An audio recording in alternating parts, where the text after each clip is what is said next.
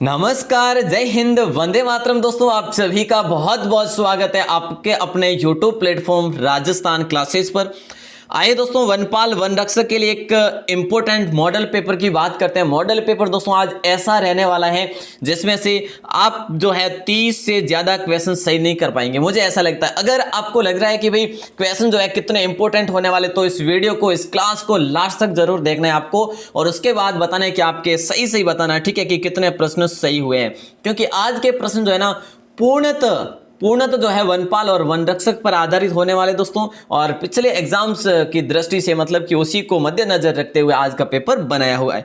मतलब कि थोड़ा सा हार्ड वे से बना हुआ पेपर है। तो चलिए दोस्तों स्टार्ट करते हैं, और मुझे बताना है आपको कि ये सुपर फास्ट भी करेंगे, एडवांस भी पढ़ेंगे, मतलब कि आपको किसी भी प्रकार की दिक्कत नहीं होगी इसमें, है ना। चलिए, निम्न में से सही विकल्प नहीं है। देखिए दोस्तों, पहला प्रश्न क्या पूछा जा रहा है आपसे कि निम्न में से सही विकल्प नहीं है। जैसे कि राजस्थान के मतलब इसमें देखिए दोस्तों, मैं पहले से एक तो क्लियर करवा लूं, राजस्थान जीके होगा और भारत जीके भी होगा दोस्तों, और इसमें साइंस भी होगी, और इसमें दोस्तों करंट के क्वेश्चन भी होंगे और पर्यावरण भी होगा। तो दोस्तों इससे संबंधित आपके क्वेश्चन ज्यादा बनते हैं, और ये सारा मैटर आज बिल्कुल अच्छा क्वेश्चन, अच्छा प्रश्न पत्र आने वाला है। तो देखिए यहाँ पे राइट आंसर दोस्तों, सही आंसर क्या हो जाएगा, निम्न में से सही विकल्प नहीं है। तो राष्ट्रीय उद्यान 3 है दोस्तों, सभी को बताएं 3 है राजस्थान में। टाइगर रिजर्व दोस्तों देखिए 3 ही है, ठीक है, 3 है दोस्तों टाइगर रिजर्व भी। और वन्य जीव अभ्यारण्य की बात करें तो दोस्तों वन्य जीव अभ्यारण्य कितने, कुल 27 है दोस्तों, ठीक है, वन्य जीव अभ्यारण्य 27 है। अगर घोषणा की बात करें सरकार द्वारा तो बिल्कुल 27 है। और दोस्तों रामसर स्थल की बात करें तो रामसर स्थल राजस्थान में 5 नहीं है, तो कितने हैं दोस्तों, रामसर स्थल जो है राजस्थान में 2 ही है। कौन कौन से, एक तो दोस्तों केवलादेव घना पक्षी, ठीक है, और दूसरा जो है सांबर। तो दोस्तों देखिए यहाँ पर राइट आंसर आप सभी का हो जाएगा डी ऑप्शन को लॉक करिएगा दोस्तों। अच्छा क्वेश्चन है, आगे बढ़ेंगे, ठीक है। और आगे बढ़े तो अगला प्रश्न आता है, काचिन पहाड़ियां भारत की किस देश के साथ सीमा का निर्माण करती है। देखिए दोस्तों प्रश्न बहुत इंपॉर्टेंट है कि काचिन की जो पहाड़ियां है ना भारत की किस देश के साथ सीमा का निर्माण करती है। भूटान ऑप्शन है, ऑप्शन म्यांमार भी है, ऑप्शन नेपाल भी है, ऑप्शन चीन भी है। बहुत अच्छे दोस्तों, राइट आंसर बताने वाले बी ऑप्शन जो है बिल्कुल सही आंसर होगा, बी ऑप्शन के साथ जाएगा सही आंसर। दोस्तों अगर हम बात करें कि भी ये जो काचिन की पहाड़ियां है ना, ये मुख्यतः जो है कौन से राज्य में लगती है, कौन से राज्य के साथ लगती है। तो दोस्तों देखिए याद रखना, अरुणाचल राज्य के साथ लगती है, अरुणाचल राज्य के साथ लगती है। मोस्ट इंपोर्टेंट क्वेश्चन था दोस्तों। यहां पर केवल और केवल हमारा उद्देश्य ये नहीं है कि भाई मॉडल पेपर हमें देखना है, मतलब कि प्रकृति को देखना है या लेवल को। दोस्तों यहां से भी प्रश्न बन सकते हैं, ठीक है, तो ये प्रश्न बड़े इंपॉर्टेंट होने वाले हैं। अगला प्रश्न है कि राजस्थान में प्रथम दूरदर्शन केंद्र की स्थापना जो है कौन से जिले में की गई। और आपको साथ ही साथ काउंट करने दोस्तों, गलत नहीं बताना है कि मेरा स्कोर इतना हुआ है, ठीक है, आपको सही बताना। मुझे भी लगेगा कि हाँ जी बिल्कुल आपने सही लिखे हैं। तो राजस्थान में प्रथम दूरदर्शन केंद्र की स्थापना की बात करें तो दोस्तों राइट आंसर आप सभी का हो जाएगा जयपुर हो जाएगा दोस्तों, डी ऑप्शन, ठीक है, डी ऑप्शन। बोले सर ये कब स्थापित किया, तो दोस्तों 1 मार्च 1977 को, ठीक है, 1 मार्च 1977 को प्रथम दूरदर्शन जो केंद्र की स्थापना की गई जयपुर में की गई दोस्तों, याद रखना। और दोस्तों अगर हम बात करें कि भाई ये स्थापना तो उस दिन कर ली, लेकिन कार्यक्रमों का जो प्रसारण किया गया ना, कार्यक्रमों का प्रसारण किया गया वो कब से किया गया, तो दोस्तों ये चीज आपको याद रखनी है 30 जुलाई 1987 से, मतलब कि 10 साल बाद में जो है इसका प्रसारण शुरू किया। क्लियर ना।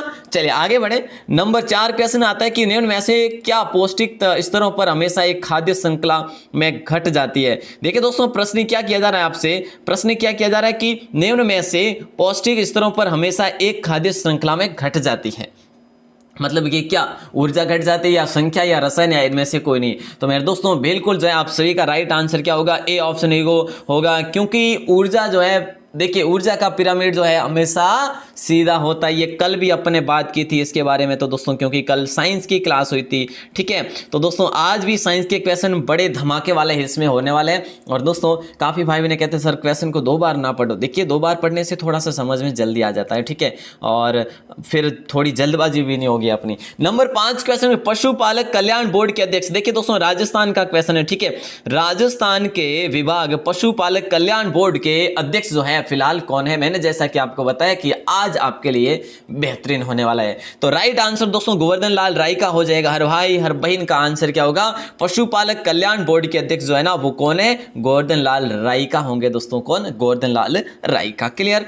अगला प्रश्न आता है कि हरसौंठ किस खनिज को कहा जाता है। देखिए दोस्तों इनमें से वो खनिज है जिसका दूसरा नाम जो है क्या है, हरसौंठ भी है। तो राइट आंसर किसको लॉक करें जिससे कि आपका आंसर भी बिल्कुल सही और सटीक जाए। बहुत बढ़िया दोस्तों, राइट आंसर होगा अपना जिप्सम हो जाएगा। बोले सर ये जिप्सम राजस्थान में सर्वाधिक कहां पे होता है, तो दोस्तों मैं आपको बता दूं सबसे ज्यादा तो बीकानेर की बात करेंगे, उसके बाद दोस्तों गंगानगर है जैसे, उसके बाद दोस्तों मैं बात करूं चुरू है, फिर है जो जैसलमेर का भी नंबर आता है। वैसे दोस्तों अगर बात करें तो गनागौर और बाड़मेर में भी जिप्सम का उत्पादन होता है। ठीक है, तो बिल्कुल है तो ए ऑप्शन की ओर जाएगा राइट आंसर। अगला प्रश्न है वांडीवास युद्ध, ये भारत सामान्य ज्ञान का क्वेश्चन दोस्तों आपकी स्क्रीन पे। वांडीवास का युद्ध जो है 1760 में हुआ था। क्लियर। एक चीज याद कर लो कि वांडीवास का युद्ध 1760 में हुआ था। कहां हुआ, कब हुआ, कैसे हुआ, ये अपन जानकारी करते हैं। ठीक है, तो वांडीवास जो है दोस्तों ये कहां पर है, ठीक है, फिलहाल में जो ये कहां पर है दोस्तों, मैं बात करूं कि ब्रिटिश, देखिए ब्रिटिश और जो है फ्रांसीसियों के मध्य ये युद्ध हुआ था, मतलब कि विदेशियों के मध्य हुआ था। ठीक है, और जिसमें ये फ्रांसीसी जो थे ये हार गए थे। तो दोस्तों राइट आंसर है वांडीवास का युद्ध 1760 में हुआ, जिसमें दोस्तों तमिलनाडु में है ये वांडीवास। क्लियर ना। अच्छा क्वेश्चन है दोस्तों, लॉक कर देना, मोस्ट इंपोर्टेंट क्वेश्चन है। आगे बढ़ेंगे और अगले प्रश्न को देखेंगे। वायु है एक, मतलब कि वायु एक क्या है, ठीक है, यही पूछा जा रहा है कि भाई वायु जो है ना, बोले सर ये प्रश्न बहुत आसान है हम कर लेंगे। चलिए साहब बी ऑप्शन को लॉक कर दीजिएगा, मिश्रण है। वायु क्या है, वायु एक मिश्रण है। बहुत ही अच्छा क्वेश्चन है दोस्तों, लॉक करिएगा। अगला प्रश्न आता है भारत में हरित क्रांति का जनक किन्हें कहा जाता है। देखिए दोस्तों यहाँ पे क्वेश्चन बहुत अच्छे होने वाले हैं, आज के प्रश्न बहुत अच्छे होंगे कि भारत में हरित क्रांति का पिता या फिर जनक जो कहा जाता है डॉक्टर एम.एस. स्वामीनाथन को या नॉर्मन बोरलो को या वर्गीस कुरियन को या इनमें से कोई नहीं। दोस्तों मैं बात करूं दोस्तों जो वर्गीस कुरियन है इन्हें तो दोस्तों क्या कहा जाता है, सफेद क्रांति के जनक कहा जाता है। किसे, सफेद क्रांति के जनक दोस्तों किसे कहा जाता है, ये वर्गीस कुरियन को कहा जाता है, लाडलो है ना। दोस्तों नॉर्मन बोरलॉग को विश्व के हरित क्रांति के जनक कहा जाता है। विश्व के हरित क्रांति के जनक किसे कहा जाता है, नॉर्मन बोरलॉग को। दोस्तों देखिए भारत में हरित क्रांति का जनक कहा जाता है स्वामीनाथन को। भारत में हरित क्रांति का दोस्तों इससे इंपोर्टेंट और इससे आसान वे से आपको बताने का और कोई तरीका नहीं हो सकता। आइएगा अगला प्रश्न है नंबर 10, पेड़ वाले बाबा काकापुरी जो है किस जिले से बिलोंग करते हैं। देखिए दोस्तों पेड़ वाले बाबा जिनका नाम है काकापुरी, ठीक है, और काकापुरी जो है ना ये किस जिले से, राजस्थान के कौन से जिले से बिलोंग करते हैं। मेरे दोस्तों मैं आपको बता दूं ये भिवाड़ी के थे। कहाँ के थे, भिवाड़ी के थे। ठीक है, तो दोस्तों ये अलवर में हो जाएगा राइट आंसर। दोस्तों देखिए अगर बात करें कि एक दिन में सर्वाधिक पौधे लगाने का रिकॉर्ड कौन से जिले के नाम है, एक दिन में सर्वाधिक पौधे लगाने का रिकॉर्ड कौन से जिले के नाम है, तो दोस्तों डूंगरपुर जिले के नाम है। ये चीज़ याद रखना, रट लेना, क्वेश्चन बड़ा इंपॉर्टेंट है क्योंकि हम कर रहे हैं तैयारी वनपाल और वन रक्षक की, और ये चीज़ें हमारे लिए बहुत बहुत महत्वपूर्ण है जो भी बिल्कुल लग्न और ईमान के साथ जुड़े हुए हैं ना। चलिए तो देखिए पोलावरम जो है दोस्तों ये प्रोजेक्ट किस राज्य में स्थित है। देखिए दोस्तों ये क्या है, ये एक परियोजना है। ठीक है, क्या है, एक देखिए दोस्तों बहुउद्देशीय परियोजना है, और कौन सी नदी पर है ये चीज अपन देखेंगे। पोलावरम दोस्तों परियोजना है, जल परियोजना किस राज्य में स्थित है। आंसर जाएगा आपका आंध्र प्रदेश के साथ, सी ऑप्शन के साथ। ठीक है, और दोस्तों ये गोदावरी नदी पर स्थित है। कौन सी नदी पर, गोदावरी नदी पर स्थित है। ठीक है, अच्छा क्वेश्चन है, इसको याद कर लेना दोस्तों। और इस परियोजना की बात करें कि भाई कब शुरू की गई, तो दोस्तों 2004 में इसको शुरू किया गया था इसका कार्य, और 2019 में जो है ये अभी भी है जो कार्य, मतलब कि ये कंप्लीट हुआ है। ठीक है, तो अच्छा क्वेश्चन दोस्तों, इसको लॉक करेंगे है ना। अगला प्रश्न आता है कांगोर घाटी राष्ट्रीय उद्यान जो है किस राज्य में स्थित है। देखिए दोस्तों कांगोर घाटी जो राष्ट्रीय उद्यान है ये कौन से राज्य में स्थित है। छत्तीसगढ़, झारखंड, ओडिशा, पश्चिम बंगाल। मोस्ट क्वेश्चन है दोस्तों, छत्तीसगढ़ के साथ जाएगा राइट आंसर। छत्तीसगढ़ के साथ ए ऑप्शन के साथ जाएगा। देखिए दोस्तों जो कांगेर घाटी राष्ट्रीय उद्यान है ना ये छत्तीसगढ़ में। अगर बात करें कि भाई इसको राष्ट्रीय उद्यान कब घोषित किया, तो दोस्तों 1982 में घोषित किया। ठीक है, अच्छा क्वेश्चन है दोस्तों, लॉक कर देना। अगला प्रश्न आता है, 7 रंग का संगमरमर राजस्थान के कौन से गांव का प्रसिद्ध है? समझ लीजिएगा दोस्तों, आज के प्रश्न हूबहू यही आने वाले, ऐसे समझ लीजिएगा, वही प्रश्न पत्र मान लीजिए, ठीक है। तो बिल्कुल उसके आधार पे आप पढ़ पाएंगे, अन्यथा दोस्तों आपको लगेगा कि यह जो कैसे है ना, तो यूँ। तो देखिए 7 रंग का संगमरमर जो है कौन से गांव का प्रसिद्ध है? खांद्री गांव का, निमाज, बाली या इनमें से कोई नहीं? बोले सर ये जो गांव है ये पाली के है क्या? हाँ जी, पाली जिले के गांव है ये सारे, ठीक है, पाली के है दोस्तों, ठीक है। तो यहाँ पे खांद्री जो है राइट आंसर होगा। 7 रंग का संगमरमर जो है ना ये कौन से गांव का प्रसिद्ध है? खांद्री का प्रसिद्ध है, ठीक है। और दोस्तों अगर हम बात करें यहीं पर एक पाली में बेंगड़ी नामक गांव है, ठीक है, बेंगड़ी नामक गांव है दोस्तों। ये जो बेंगड़ी गांव है ना ये शिल्प कला और बर्तनों के लिए प्रसिद्ध है, बेंगड़ी गांव, क्लियर। अच्छा क्वेश्चन ये भी, 7 रंग का संगमरमर खांद्री गांव जो कि पाली में स्थित है।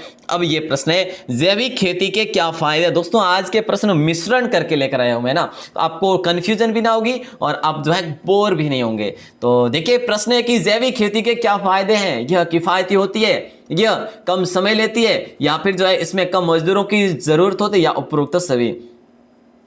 देखिए दोस्तों इसकी बात करें ना, इसकी बात करें, ये जो है ना एक किफ़ायती और कम प्रदूषक होती है, ठीक है, मतलब कि किफ़ायती और कम प्रदूषित होती है दोस्तों। इसको आप ए ऑप्शन के साथ लॉक करेंगे।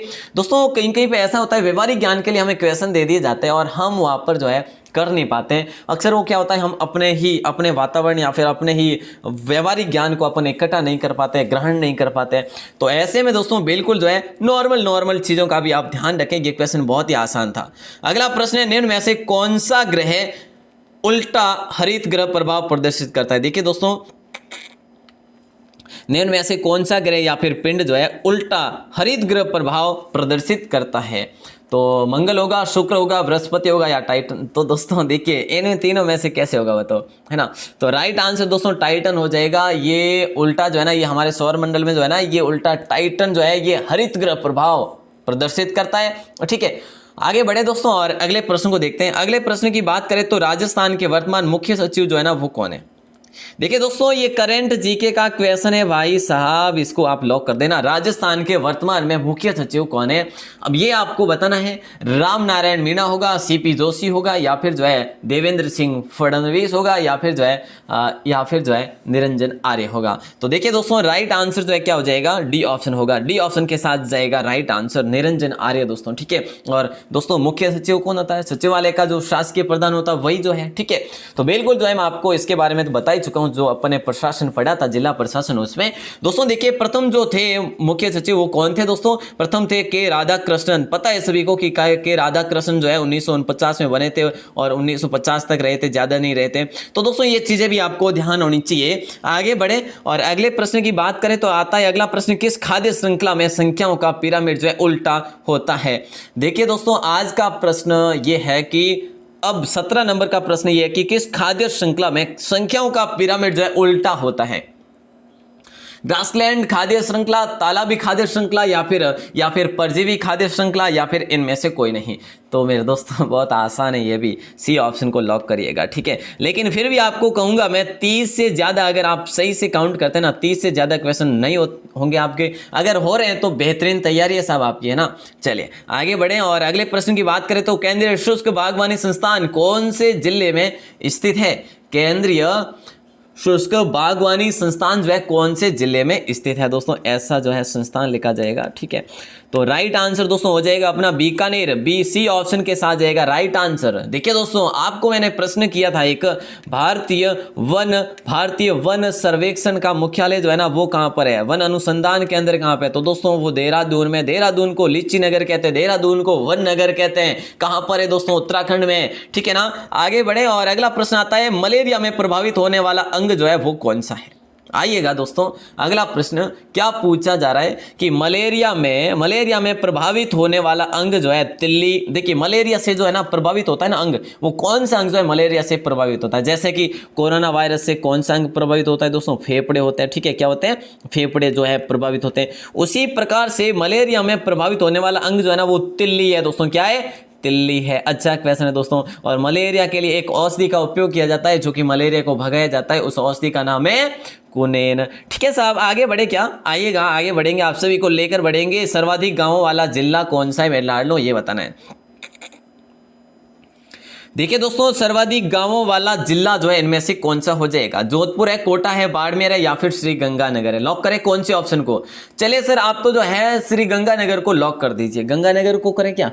चलिए साहब, सर्वाधिक गांव वाला, सर्वाधिक धूल भरी आंधियों वाला, गर्मियों में यहाँ पे आंधियां भी चलती है दोस्तों श्री गंगानगर में, तो अपन जो है लॉक करेंगे डी ऑप्शन को। बोले सर न्यूनतम जिले कौन से गांव, न्यूनतम गांव जो है कौन से जिले में है? न्यूनतम गांव जो है कौन से जिले में? तो दोस्तों याद रखना, सिरोही जिलों में न्यूनतम गांव है। ठीक है, और सर्वाधिक कहां पे है? श्री गंगानगर में। ठीक है, आगे बढ़े दोस्तों, अगले प्रश्न की बात करें, लेकिन ये याद रखना कि सर्वाधिक नगर निकाय और नगर पालिकाएं कहां पे? जयपुर में दोस्तों। ठीक है, अगला प्रश्न आया है आपकी स्क्रीन पे, देखिए जरा। पर्यावरण संरक्षण आंदोलन में सहायक पुस्तक साइलेंट स्प्रिंग के लेखक जो है वो कौन थे दोस्तों?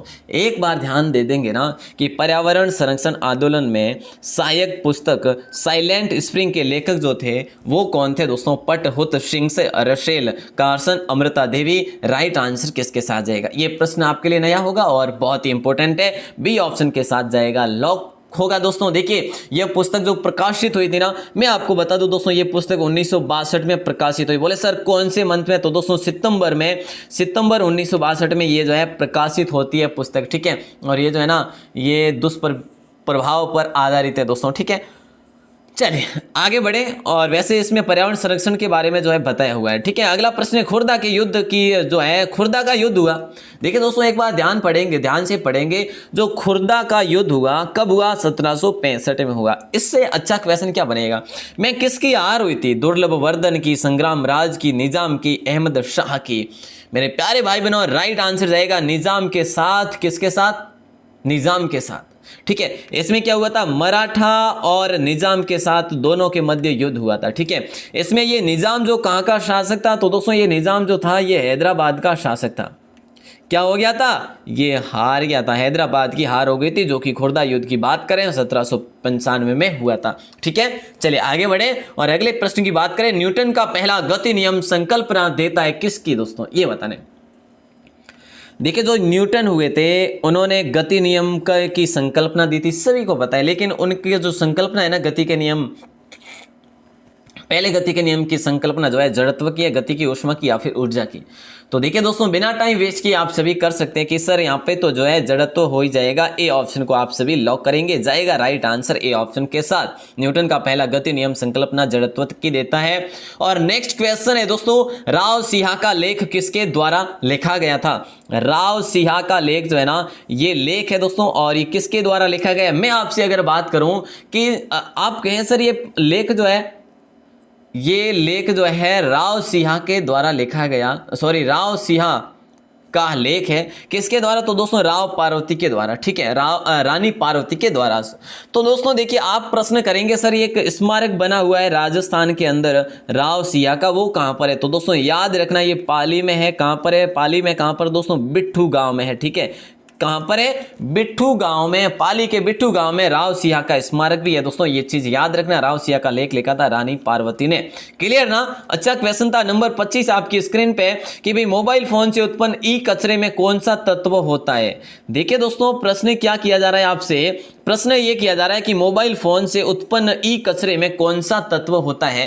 राइट आंसर लॉक करेंगे दोस्तों, ए ऑप्शन के साथ जाएगा। ठीक है, कॉपर को लॉक करेंगे। क्लियर? ई कचरा या ई अपशिष्ट दोस्तों बेकार हुए मोबाइल फोन से उत्पन्न होते हैं। ठीक है, ये अपशिष्ट कह लो या फिर ई कचरा कह लो, तो दोस्तों ये मोबाइल फोन से उत्पन्न होते हैं और ये पर्यावरण के लिए क्या होते हैं? घातक होते हैं। और इसमें जो है ना मुख्य रूप से कॉपर का उपयोग किया जाता है। नेक्स्ट क्वेश्चन बहुत आसान है दोस्तों, बहुत आसान। ध्यान देंगे कि जनसंख्या में जयपुर के बाद दूसरा बड़ा जिला कौन सा है? राजस्थान के उस जिले का नाम बताओ जो जनसंख्या की दृष्टि से राजस्थान में दूसरा नंबर लाता है, दूसरे नंबर पर आता है। पहले नंबर पे दोस्तों जयपुर है। ठीक है, पहले नंबर पे जयपुर है। ठीक है, दूसरे नंबर पे दोस्तों जोधपुर है। क्या हो जाएगा? लॉक आंसर किसके साथ जाएगा? जोधपुर के साथ जाएगा। बहुत बढ़िया दोस्तों, अगला प्रश्न है। अगला प्रश्न, तुलबुल परियोजना किस नदी पर स्थित है? तुलबुल परियोजना जो है ये कौन सी नदी पर स्थित है मेरे लाडलो, ये बताना है। सिंधु नदी पर, रावी नदी पर, झेलम नदी पर या फिर व्यास नदी पर। हर भाई हर बहन का आंसर होगा सी ऑप्शन। सर झेलम के साथ जाएगा राइट आंसर, लॉक किया जाए। बिल्कुल साहब लॉक कर दिया। दोस्तों झेलम की बात करें या फिर जो तुलबुल परियोजना की बात करें, तुलबुल परियोजना जो है झेलम नदी पर बनी हुई है। अब बोले सर ये कहाँ पे, तो दोस्तों जम्मू कश्मीर में बनी हुई है, जम्मू कश्मीर में बनी हुई है ये परियोजना। क्लियर ना, अच्छा क्वेश्चन है। आइएगा अगला प्रश्न देखते हैं। पौधे के विकास के लिए सर्वोत्तम मृदा कौन सी होती है?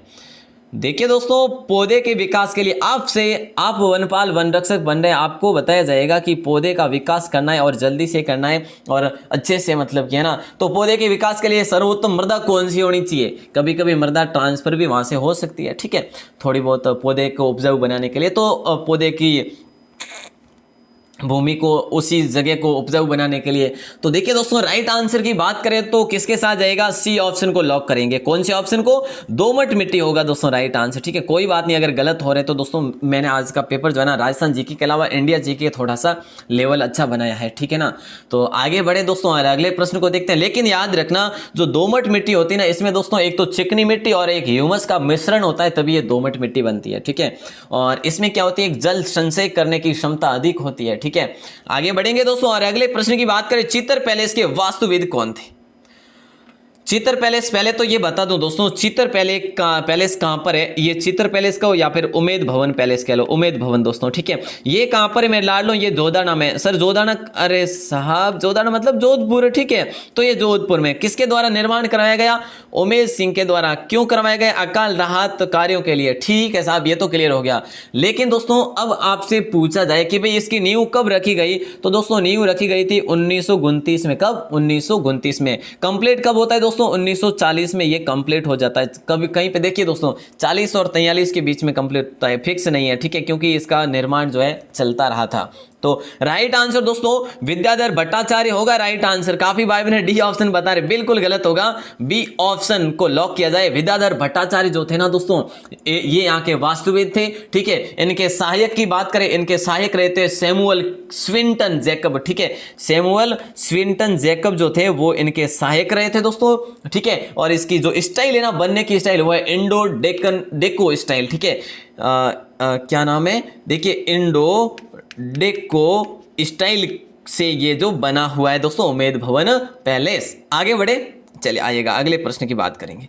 पुष्कर घाटी से निकलने के बाद लूनी नदी कहां समाप्त हो जाती? देखिए दोस्तों ये क्वेश्चन पूछा गया है इंडिया लेवल के रूप में, ठीक है। इसीलिए मैं आपको कभी कभी बताता हूं कि इंडिया लेवल के रूप में जो प्रश्न दिए जाएंगे ना राजस्थान के, वो बड़े लेवल के दिए जाएंगे। अब देखिए पुष्कर घाटी के से निकलने के बाद, देखिए पुष्कर घाटी से निकलने के बाद तो बहुत दूरी तय करती है, लेकिन पूछा क्या है? पुष्कर घाटी से। कोई बात नहीं, हमें तो राइट आंसर बताना है। साबरमती की सहायक नदी तो हो ही नहीं सकता, अरब सागर में नहीं जाती है, माउंट आबू में भी नहीं जाती है दोस्तों, ये जाती है कच्छ के रण में, ठीक है ना, बिल्कुल कच्छ के रण में। और दोस्तों पश्चिमी राजस्थान की सबसे बड़ी नदी जिसे लवणवती के नाम से भी जानते हैं दोस्तों, ठीक है। और अगर हम बात करें दोस्तों आगे बढ़ने की, तो आगे बढ़ेंगे और अगला प्रश्न है कपास की खेती के लिए कौन सी मिट्टी जो है उपयुक्त होती है?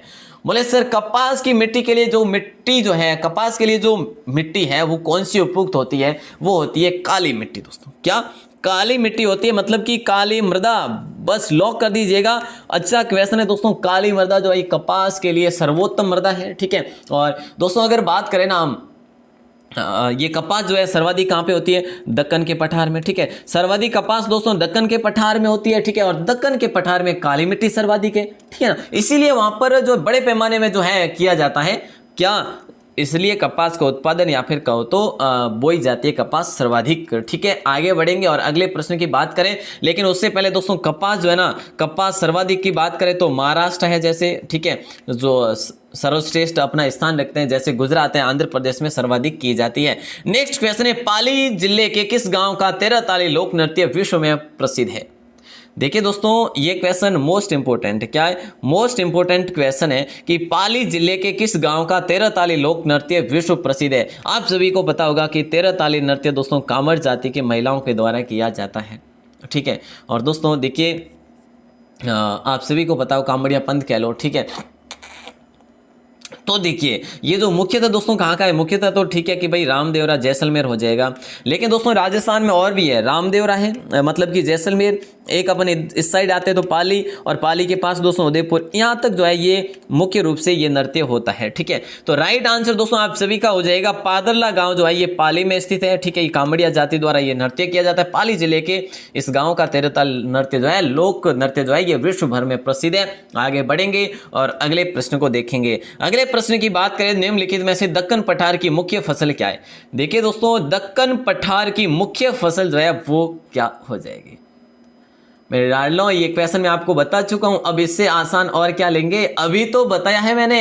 देखिए गेहूं होगा या फिर मूंगफली होगा या दालें होगा या फिर कपास होगा, अभी अभी तो बताया पिछले ही क्वेश्चन में दोस्तों। सभी का राइट आंसर होगा, कोई गलत नहीं करेंगे। सर इसका तो कपास हो ही जाएगा, आपने अभी अभी बताया कि दक्कन के पठार में काली मिट्टी सर्वाधिक है, बाहुल्य ज्यादा, इसीलिए तो कपास वहां पे कपास की खेती की जाती है। और भारत में कपास सर्वाधिक दोस्तों महाराष्ट्र है, गुजरात है और आंध्र प्रदेश में प्रमुखता से पाया जाता है। आइए दोस्तों अगला प्रश्न देखते हैं, धौंक वन के लिए प्रसिद्ध अभ्यारण्य जो है ना वो कौन सा है। एक बार ध्यान से पढ़ेंगे, आपके लिए वनों के आज ज्यादा ही कुछ प्रश्न आ रहे हैं। तो धौंक वन के लिए जो प्रसिद्ध अभ्यारण्य है ना, दर्रा वन्यजीव अभ्यारण्य होगा, या सवाई मानसिंह अभ्यारण्य होगा, या टॉडगढ़ रावली अभ्यारण्य होगा, या फिर जो है कैला देवी अभ्यारण्य होगा। मेरे दोस्तों धौंक वन के लिए बात करें ना तो जो अभ्यारण्य करौली और सवाई माधोपुर में, कहां पर, करौली और सवाई माधोपुर में विस्तृत है मेरे दोस्तों, और उसका नाम है कैला देवी अभ्यारण्य दोस्तों। और यहां पर धौंक वन की विशेषता है, धौंक वन की विशेषता है।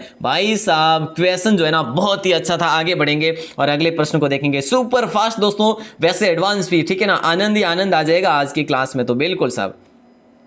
यहां पर प्रश्न क्या है कि मणिपुर राज्य के सबसे बड़ा जो है, मणिपुर राज्य का सबसे बड़ा कुटीर उद्योग जो है वो कौन सा है।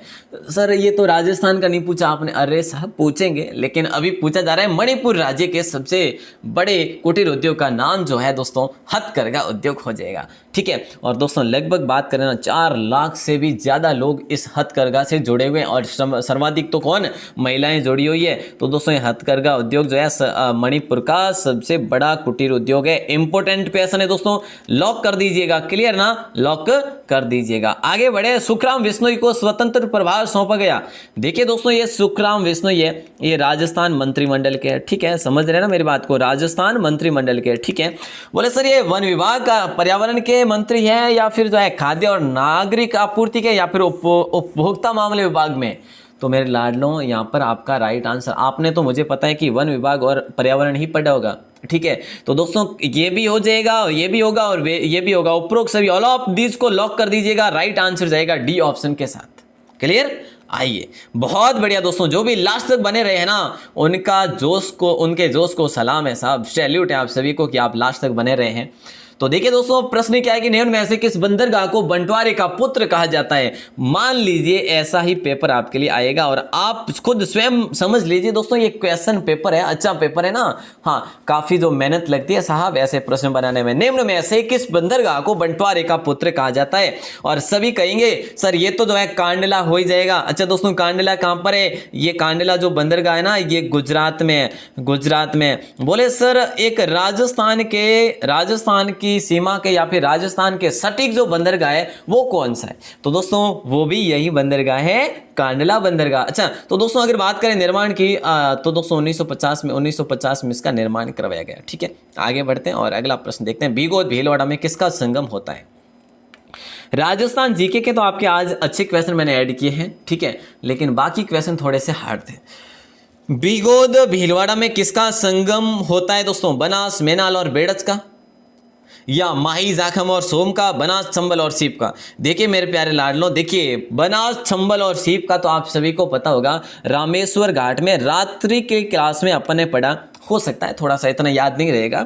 देखिए रामेश्वर घाट जो दोस्तों ये कहाँ पर, ये सवाई माधोपुर में। बनास चंबल और सीप, बनास चंबल और सीप का जो है ये संगम होता है। संगम मतलब दोस्तों नदियां एकत्रित होती है, 3 नदियां या 2 नदियां आपस में मिलती है, उसी को संगम स्थान कहा जाता है। ठीक है, और देखिए माही जाखम सोम दोस्तों ये तो बेणेश्वर हो गई होगा, सभी को पता है सर माही जाखम सोम जो है बेणेश्वर धाम है और बेणेश्वर धाम डूंगरपुर हो जाएगा, ठीक है, वहां पर होता है इसका। बनास, मैनाल और बेड़च दोस्तों ये बीगोद दोस्तों मांडलगढ़, ठीक है, क्या मांडलगढ़ दोस्तों वहां पर जो है इसका संगम स्थल होता है भीलवाड़ा में। क्लियर ना? तो दोस्तों राइट आंसर किसका संगम स्थान जो है बीगोद, ए ऑप्शन को लॉक करेंगे, ठीक है, समझ गए ना, बीगोद भीलवाड़ा में बनास, मैनाल और बेड़च का संगम स्थल है दोस्तों। अगला प्रश्न है बेतला राष्ट्रीय उद्यान किस राज्य में स्थित है दोस्तों। देखिए क्वेश्चन बड़ा इंपॉर्टेंट है। जो बेतला राष्ट्रीय उद्यान है ना वो किस राज्य में स्थित है, पंजाब में, झारखंड में, हरियाणा में या फिर हिमाचल प्रदेश में।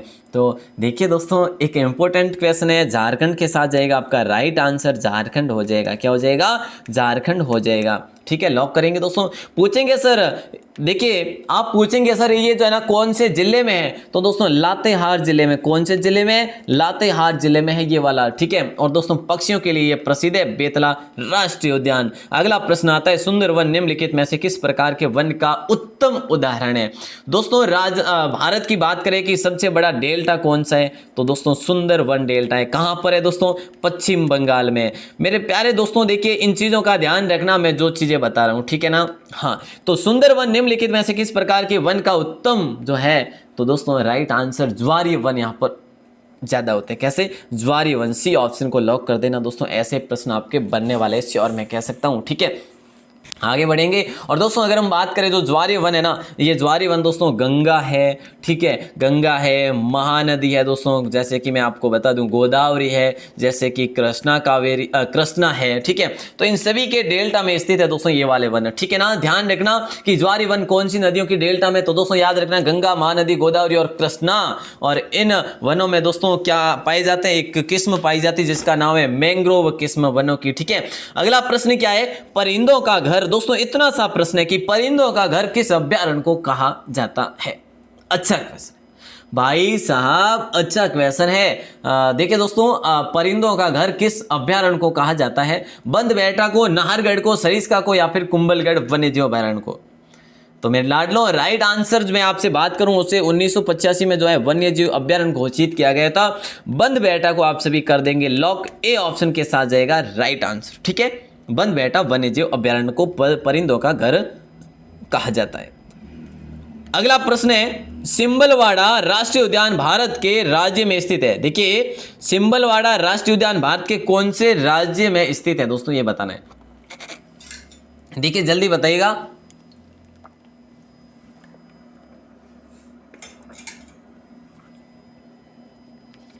बोले सर इसका राइट आंसर तो बी ऑप्शन हो ही जाएगा। बिल्कुल साहब, ये जो है ना दोस्तों देखिए कौन से जिले में है, तो ये याद रखना सिरमौर जिले में है दोस्तों ये वाला, ठीक है, सिरमौर जिले में है, ध्यान रखना है। और पावटा घाटी है वहाँ पर, पावटा घाटी है, उस घाटी के पास में दोस्तों, ठीक है। तो याद रखना सिंबलवाड़ा जो है ये राष्ट्रीय उद्यान हिमाचल प्रदेश में दोस्तों सिरमौर जिले में है। आगे बढ़ेंगे और अगले प्रश्न की बात करें, सिंहभूम राष्ट्र हाथी रिजर्व निम्न में से किस राज्य अथवा केंद्र शासित प्रदेश में दोस्तों। देखिए ये प्रश्न क्या किया जा रहा है, आपसे ध्यान देंगे,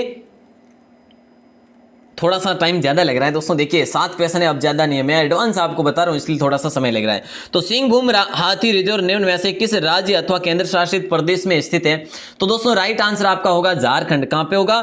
झारखंड, बी ऑप्शन सही आंसर हो जाएगा। क्लियर ना, बी ऑप्शन सही आंसर होगा, ठीक है। और इसके जिले की बात करें कि भी झारखंड के कौन से जिले में, तो दोस्तों सरायकेला, ठीक है, सरायकेला जिले में मुख्य रूप से स्थित है, ठीक है, ध्यान रखना है आपको। अच्छा क्वेश्चन है ये, सिंहभूम हाथी रिजर्व है दोस्तों। क्लियर। छोटा नागपुर पठार निम्न में से किसके लिए विश्व भर में प्रसिद्ध है, बताइएगा आंसर, जल्दी बताइएगा। छोटा नागपुर जो है पठार निम्नलिखित में से किसके लिए विश्व भर में प्रसिद्ध है, वनस्पति और जीव के लिए, खनिज के लिए, या पर्यटन स्थल के लिए, या फिर नदियों के लिए। तो देखिए दोस्तों ये प्रश्न थोड़ा सा आपका डिफरेंट जा रहा है, खनिज के साथ जाएगा, बी ऑप्शन के साथ, ठीक है। क्या जाएगा? बी ऑप्शन के साथ खनिज जो हो जाएगा। छोटा नागपुर का जो पठार है ना ये खनिज के लिए प्रसिद्ध है। बोले सर छोटा नागपुर जो है ये कहां पे विस्तृत है, तो दोस्तों देखिएगा राज्य की बात करूं मैं, ओडिशा है, पश्चिम बंगाल है, बिहार है, ठीक है। ओडिशा, पश्चिम बंगाल और बिहार और दोस्तों छत्तीसगढ़ का भाग भी आता है, ठीक है। इन राज्यों में इसका फैलाव है दोस्तों, याद रखना। आगे बढ़ेंगे और अगले प्रश्न को देखते हैं। अब पूछेंगे आप सर इसमें कौन कौन से खनिज जो है यहाँ पर उत्पादित होते हैं, तो दोस्तों देखिए माइका है, बॉक्साइट है, और दोस्तों जैसे कि तांबा है, ठीक है। तो ये चीजें आप ध्यान रखेंगे। अगला प्रश्न, निम्न में से सही युग्म आपको बताना है, मतलब कि राजस्थान के राष्ट्रीय उद्यान के बारे में पूछा जा रहा है।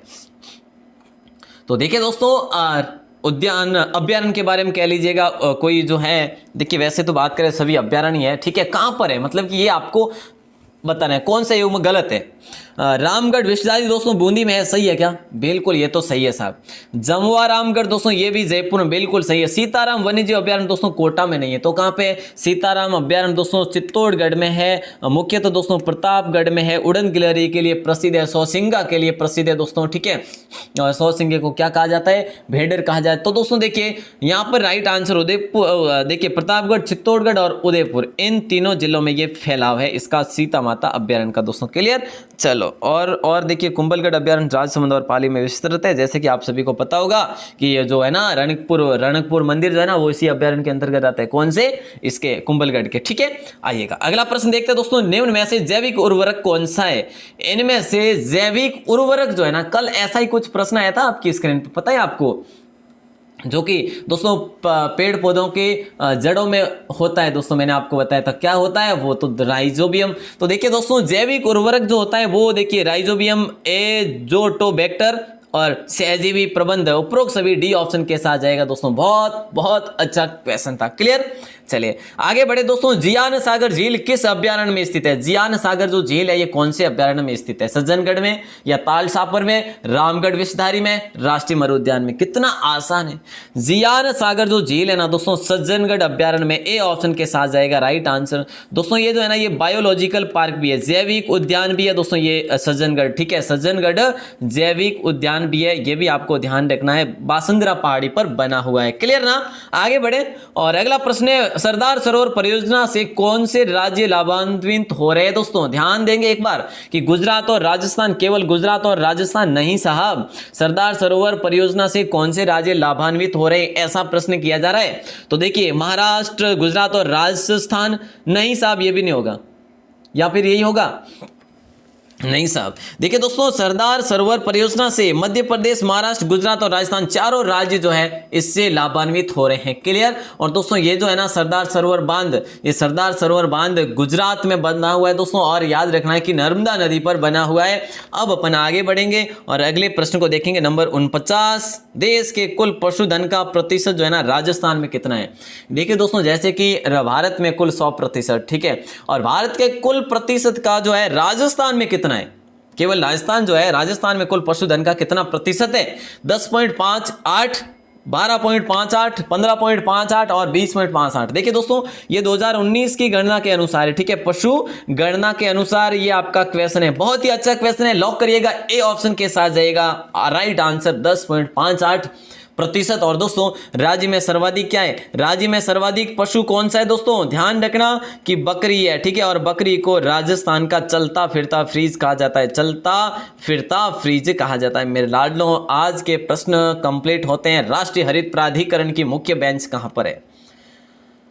देखिए दोस्तों यहां पर राइट आंसर क्या होगा? राष्ट्रीय हरित प्राधिकरण की मुख्य बेंच जो है ना वो कहां पर है? तो राइट आंसर अपन लॉक करेंगे भोपाल को, या कानपुर को, या लखनऊ को, या इलाहाबाद को। तो दोस्तों भोपाल को लॉक करेंगे। किसको? भोपाल को, ठीक है। और दोस्तों इसकी स्थापना की बात करें तो अधिनियम 2010 से इसकी स्थापना होती है, ठीक है। और दोस्तों इसकी स्थापना जो है ना 2010 में 5 मई को होती है। क्लियर ना? अच्छा क्वेश्चन था, ये ध्यान रखना। और इसका जो मुख्य कार्यालय दोस्तों भोपाल में, भोपाल किसकी राजधानी है? मध्य प्रदेश की है। तो दोस्तों देखिए आज के प्रश्न 50 सही से ही बताना है दोस्तों। कितने सही होते हैं? सही हुए आपके, सही से बताना, बिल्कुल करेक्ट बताना, क्योंकि ट्रस्ट भी तो जरूरी है ना। हाँ तो बिल्कुल जो है दोस्तों आपको अच्छे से बताना है।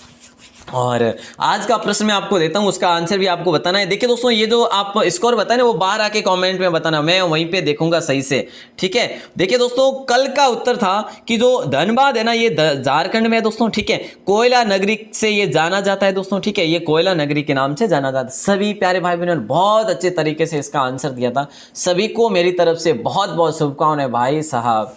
कत्तई क्या कहते हैं ना, जहर आप कहते हैं ना सभी सर, कत्तई जहर। तो उस हिसाब से अगर बात की जाए तो बिल्कुल आपका जो ज्ञान है जो बिल्कुल बढ़ रहा है। मुझे ऐसा लग रहा है कि आप बिल्कुल एक जो है अच्छी जो है शिखर पर हैं। तो चलिए दोस्तों, आज का जो है टुडे क्वेश्चन प्रश्न क्या है कि पहले भारतीय जिन्हें नोबेल पुरस्कार से सम्मानित किया गया। दोस्तों देखिए, इन्हें कब दिया गया नोबेल पुरस्कार, ठीक है, और किस क्षेत्र में दिया गया दोस्तों, इनका नाम क्या है, ये कहाँ से है दोस्तों। तो इनके बारे में जितना आप लिख सको वो आप लिख लेना, ठीक है। कल का जो है दोस्तों पिन कर चुका हूँ, और कल वैसे इतनी ही जानकारी थी, लेकिन आज जो है ना विस्तार से आप बता सकते हैं जितनी भी आपको जानकारी है।